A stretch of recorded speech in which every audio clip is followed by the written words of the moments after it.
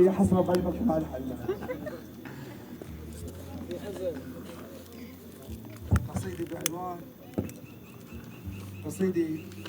صوت واضح؟ ايه قصيدة بعنوان الحلم.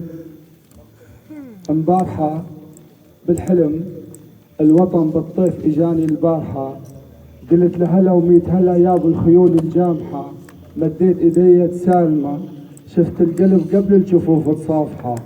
شلونك قلت يا موطني وذنوبي كانت سارحة، وانقطع وسطي من الخجل ومن الخجل ظلت عيوني شابحة، قلت له يا موطني ليرد الحضن الدافي تسامحه،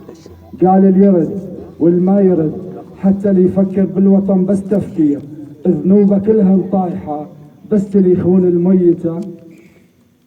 والله ما يستحق نقرا له روح الفاتحه. قلت له بعد عندي حكي يا موطني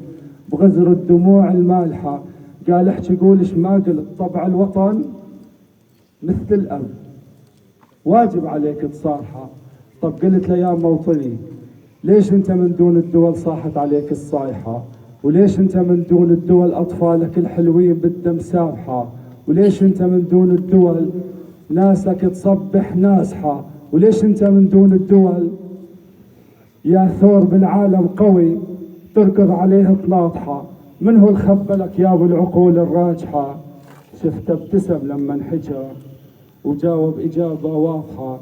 قال اعتقد يا ولدي المشكلة مو بالوطن، المشكلة الارهاب هو الذابحة، يبقى الوطن هو الاصل والناس هي الرايحة، كفكف دموعك يا ولد ادري بغريب الدار شوق الجارحة، وادري بغريب الدار ايش ما صعد وش ما صار وش ما عمل، خسران كل ما رابحة، بس احنا نبقى يا ولدي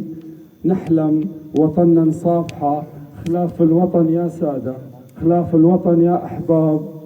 خلاف الوطن تبقى البشر مثل البهايم دايحة ومبارحة، شفت الوطن بالطيف اجاني البارحة بالطيف اجاني الله